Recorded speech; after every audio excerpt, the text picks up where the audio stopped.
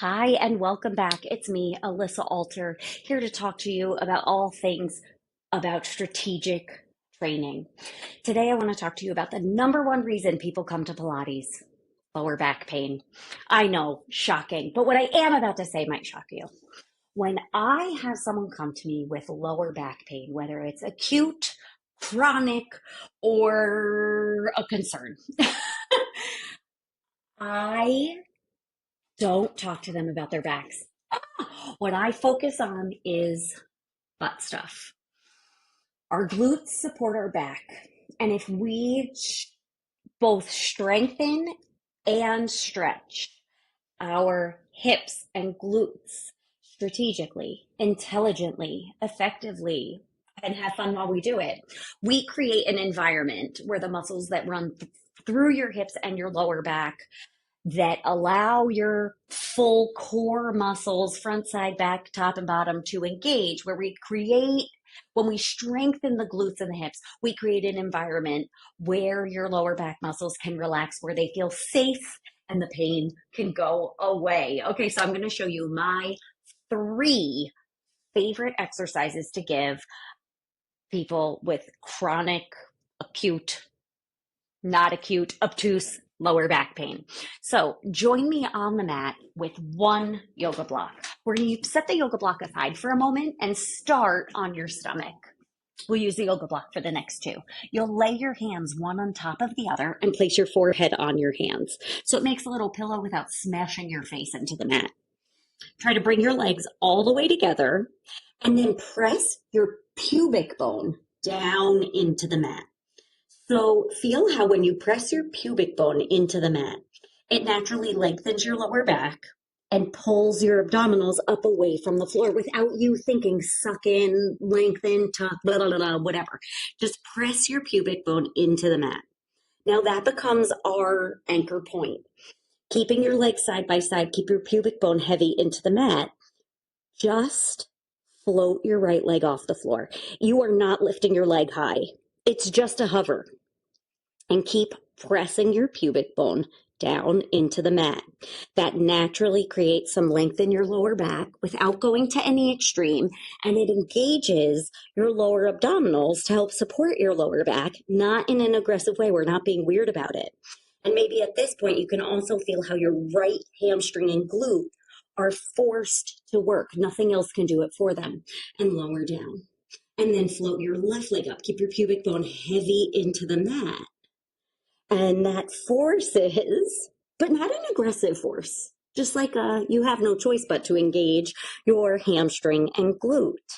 As your pubic bone stays heavy, you maintain the engagement through your lower abdominals and the length in your lower back.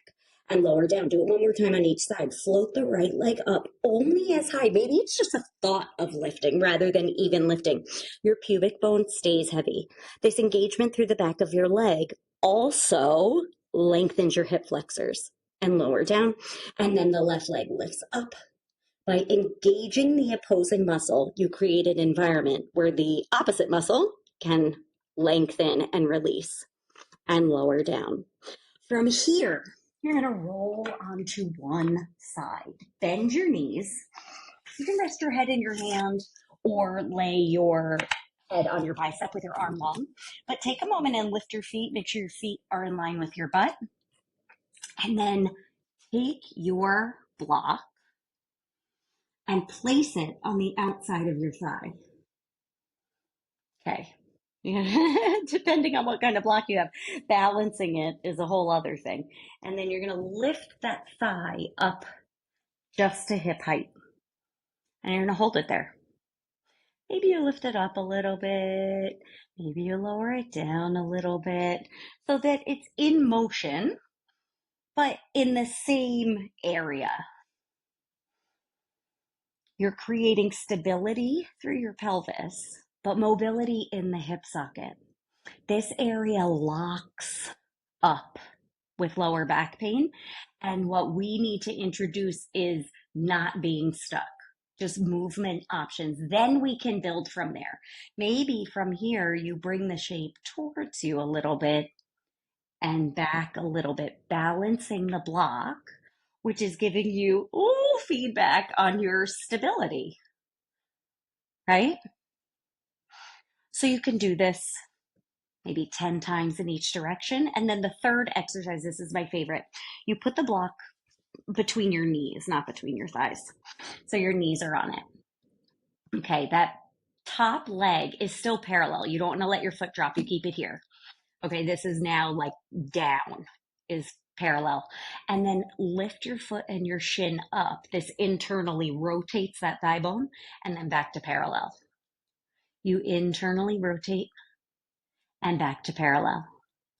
Internally rotate and back to parallel. This engagement through the internal rotation creates space through your glutes and your rotators, which again, through chronic back pain, all the muscles that lock up, all of these muscles get really tight. There's a lot of butt clenching, and this is a really great butt unclencher.